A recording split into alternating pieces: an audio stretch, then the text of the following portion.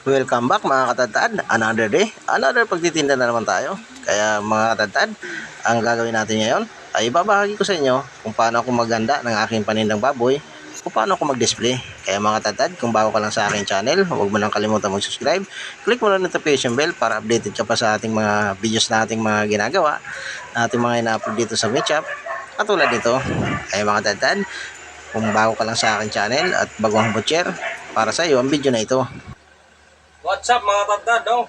Sa mga pagpalang araw na naman sa atin lahat. Tayo magkakalasa naman ng ating panindang baboy. Ayan, shoutout dyan sa lahat ng butcher. Sa lahat ng katindero. Sa mga katindero nating makakang gumising para magbinta ng hotdog. Ayan. Shoutout. Mga tandad, may kape na tayo rito, no? Masarap talaga ang kape. Mainit talaga. Sarap talaga ang kape na Rico. Tandad, ito ang kakalasin natin, no? Ayan. Meron na tayong customer dyan, no? Bibili ng hotdog. Ayan. Dito kasi sa lugar namin, talagang hotdog dito may maaga.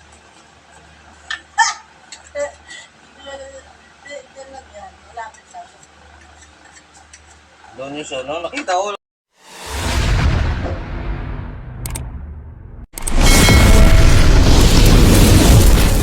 Umikot doon, isa, no?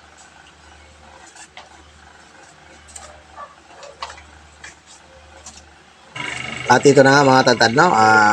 Bingo! Bago natin bago ko may pasilip sa inyo kung paano tayo mag-display ng ating baboy paninda, ay ito muna ang una natin gagawin. Magkakalas muna tayo. At para dyan mga tantad, samahan niyo ako magkalas muna bago natin ipakita sa inyo kung paano tayo mag-display ng ating baboy paninda. Ayan, isa ba pagpalang araw sa atin? At lalong-lalo na dyan sa ating mga butcher, no? At kung dyan sa ating mga baguhang butcher pa lang, no? At kung isa ka sa baguhang butcher, para sa iyo ang video na ito. At panoorin ito hanggang dulo nang may magkaroon ka ng dagdag idea o dagdag kaalaman tungkol sa pagtitinda ng baboy. Ay mga tantad, shoutout muna sa lahat ng ating mga silent viewers, sa mga patuloy na sumusuporta sa atin.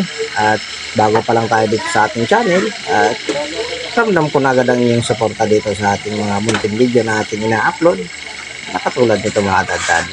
Ayan, sa mapagpalang umaga, and then samahan nyo na naman ako sa araw na ito. Ayan mga tantad, no, sa pagkakalas naman ng ating baboy paninda, ay lagi kong sinasabi sa inyo o pinapaalala sa inyo na iba-iba tayo ng estilo ng pagkakalas, no? Lalong-lalo na dyan sa ating mga veteranong butcher, no? Ayan, kanya-kanya tayo ng style, no? At mayroon tayong sinasabing pang ibang bansang galawan, pero dito pa rin tayo sa original, yung pang Pinoy na galawan. Ngayon mga tantad, no, kung nagustuhan mo itong aking channel, huwag mo nang kalimutan mag-subscribe, mag-share, at i-like mo na rin mga tantad. At lalong-lalo na mga tantad, i-click mo na rin ang notification bell para nang sa ganon, updated ka pa sa ating mga videos na ating mga ginagawa dito sa Mitchup, na katulad nito mga tantad. Ayan, isang mapagpalang araw, and God bless you all mga tantad. Ayan, panoorin nyo na ito hanggang dulo. At sa tapos nito pagkalas natin, ay ipapakita ko na sa inyo kung paano tayo mag-display ng ating baboy paninda.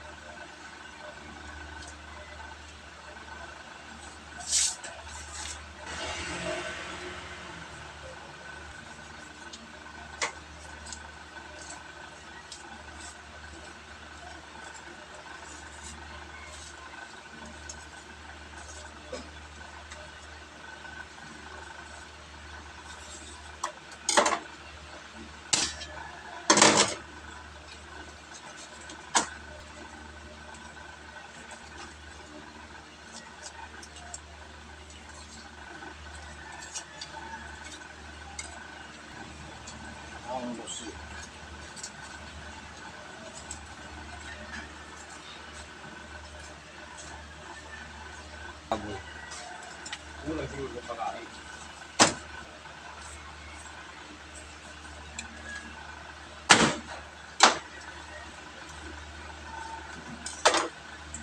Kapag gano'n yan, may katay. Ano?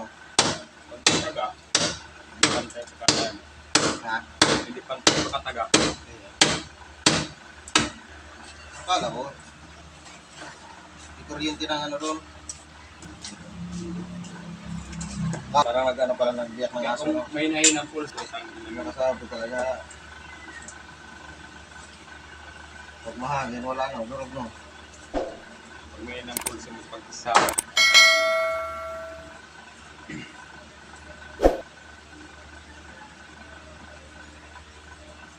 Sino naman taga-biyak doon? Ano lang naman siya, tanggal ng laman loob pag taga, si Leo. Akala ko si... Ano Leo? Leo, taga Pinar. Oo ba?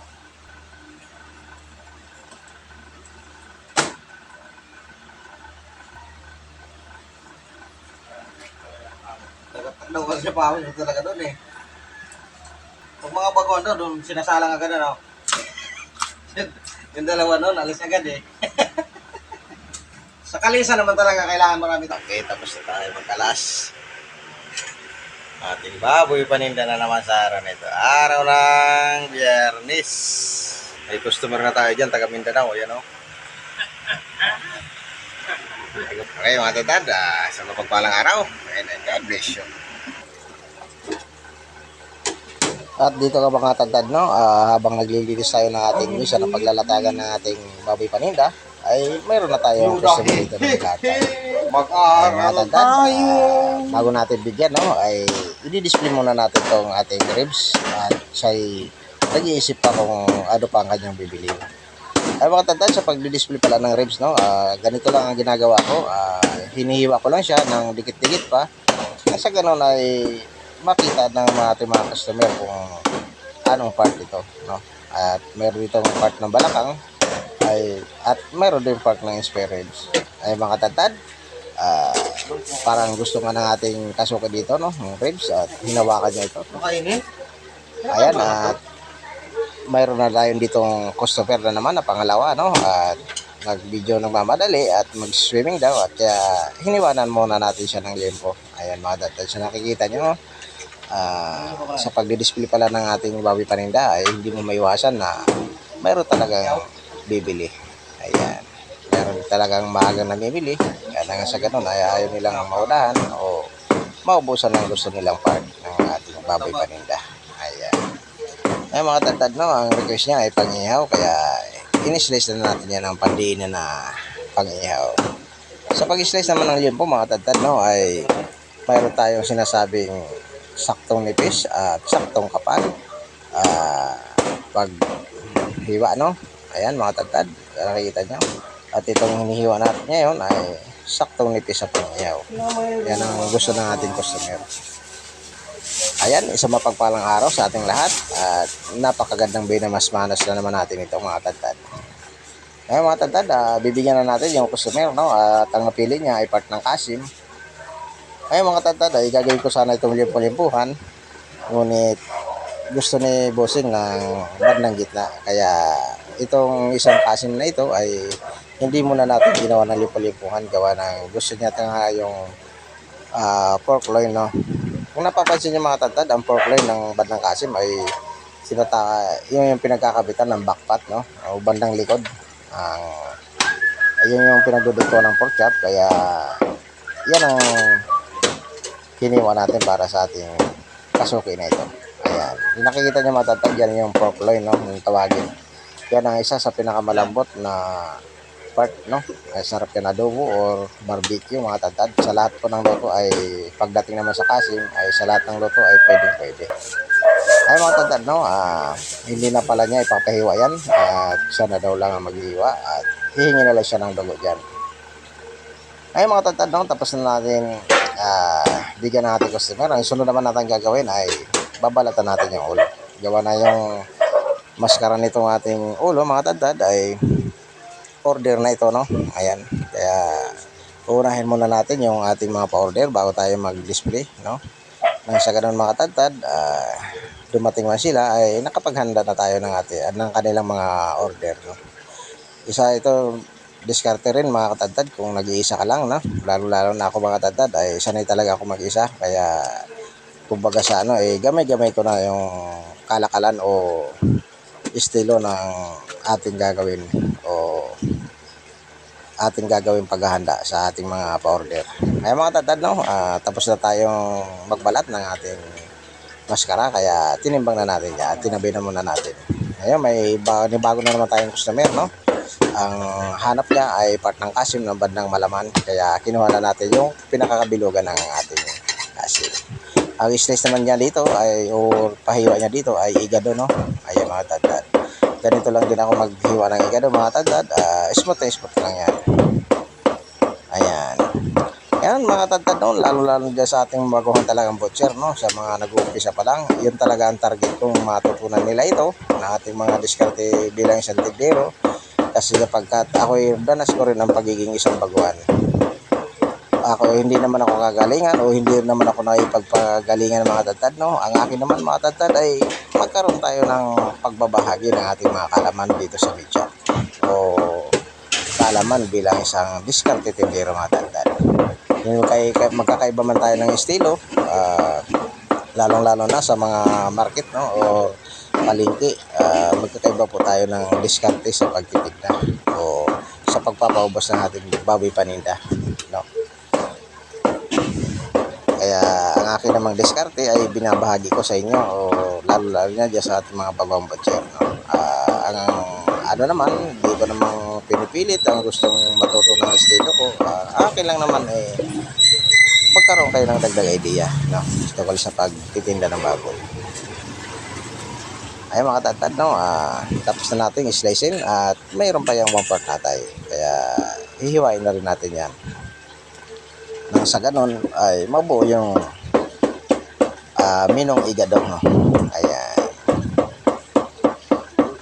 Ayan mga tadtad, no, sa nakikita nyo talagang smooth lang tayo dyan mag-slice at gamay na nga natin yung paghiwa, kaya ayan mga tadtad, kitang-kita nyo naman, no, malayo na sa isang baguhan.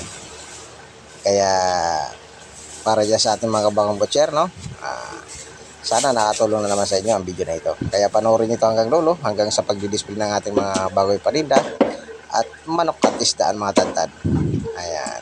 Kaya mga tadtad, no, sinunod ko na dito agad ang manok. Gawa ng ang manok mga tadtad ay may mga maaga talagang namimili. Gawa ng ang iba nagluluto ng pampastil at lalong-lalo na sa mga pambaon. Kaya manok ang kanilang minsan linuluto, gawa ng madaling lutuin mga tadtad. Kaya ang manok ko dito mga tadtad, talagang inuuna ko na talaga niya mag-display bago ang ating baboy paninda. Ang ating namang baboy paninda, kahit nakasabit yan ay walang problema, basta meron lang tayo dyan nakasabit. Ang customer naman ay tinuturo na lang o sinasabi na lang ang kanilang gustong bilhin na part, no, pagdating sa baboy. Kaya ang baboy mga tadtad ay kahit nahuli na yung i-display. Kaya mga tadtad, no, ito talaga ang estilo ko, no, sa pagtitinda ng baboy, yung paghahanda ng ating baboy paninda ay inuuna ko talaga ang manok. Ayan, sa nakikita nyo. Ayan.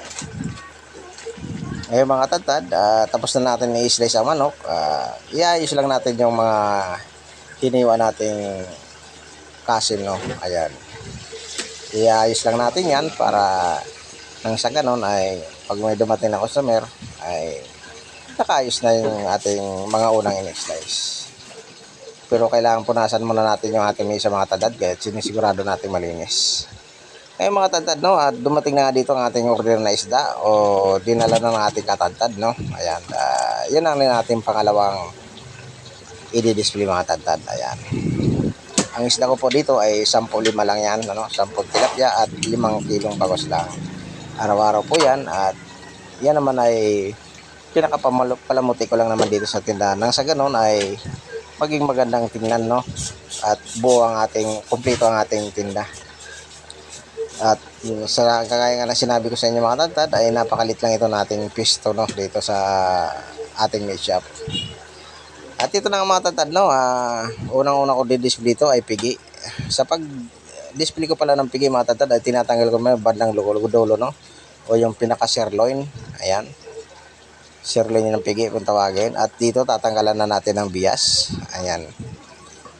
Okay mga tadtad, dito pala no, ang estilo ko dito ay inuuna ko muna yung pinaka binabanggaan ng patang hulihan no. Part, ayan, so nakikita nyo, yung hinihiwa ko na yan, yan yung pinagdudugtungan, pinagkakabitan dyan ng patang hulihan. Ayan. Yan po, yan muna ang ating i-display. At hiwa lang ng ating, lalagyan natin ng design ng sagon ay medyo kakita-kita sa ating mga kasuki. Ayan. At ito namang kabilugan, no? Ayan, isasabit lang muna natin yan. At tinabasa ko nga lang yan ng isang malagitang tapos dyan para na sa ganun ay maging bilog na bilog talaga mga tadtad. At ito namang pinakadulo o pinaka-sirloin ng ating pigi ay i-slice lang natin yan at isasabay natin yan sa kasim. At sa lambot naman ay hindi yan magpapahuli mga tadtad. Sa lahat po ng luto ay napakaganda at ganda yan sa lahat ng luto mga tadtad. Kahit anong luto nyo dyan. At ganoon rin dito mga tadtad. No? Dito pala mga tadtad yan tinatanggal ko na yan. Yan yung pata no, na hulihan. Ayan, diretso boneless na po tayo na pata hulihan.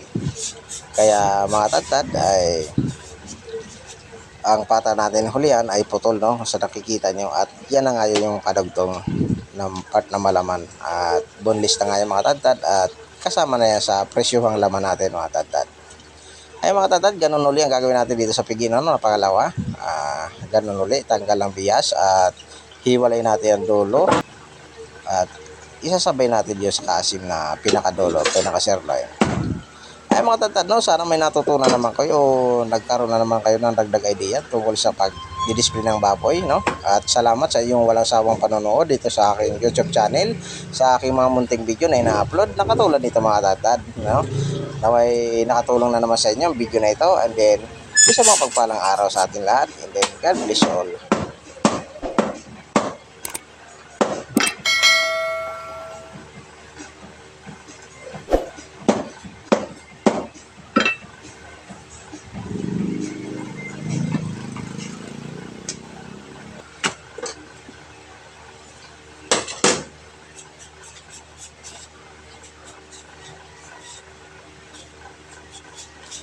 Dito naman pala mga tadtad do, ay manatitir pa tayo isang kasim at ito ang gagawin natin mga tadtad. No? Kanina nabigo tayo sa unang kasim at dito mga tadtad ay gagawin natin itong liempo-liempuhan. Sa paggawa ng liempo-liempuhan mga tadtad ay kinakailangan muna natin i-trim at tanggalin muna natin yung mga naglalampasang mga laman no? At para mag-itsura na siyang liempo. Ayan, sa nakikita nyo mga tadtad, sundan nyo lang ito na aking ginagawa, no? Lalo dyan sa ating mga bagong butcher ay napakadali lang sundan ito. Lalo sa pagtitrim mga tadtad. At ito ang aking ginagawa. Ayan.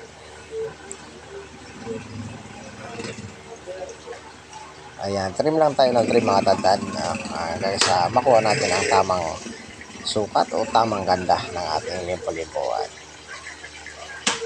Ayan. Ngayon mga tadtad, no? Hihiwain na natin ito ng ating napakatalas na panaga at alagang-alaga natin ito.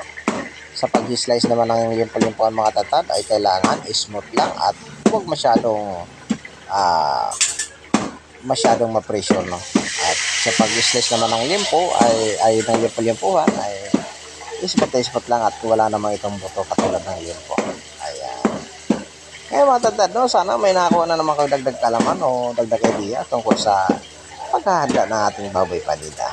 Ayan mga tadtad, ako'y naglubos ng papasalamat ang inyong Katadtad TV channel sa inyong walang sawang panonood dito sa Meat Shop. At asahan nyo mga tadtad, lahat ng ginagawa natin dito sa Meat Shop ay mapapanood nyo na dito sa aking YouTube channel. Ayan, sa mapagpalang araw, yun na God bless you mga tadtad.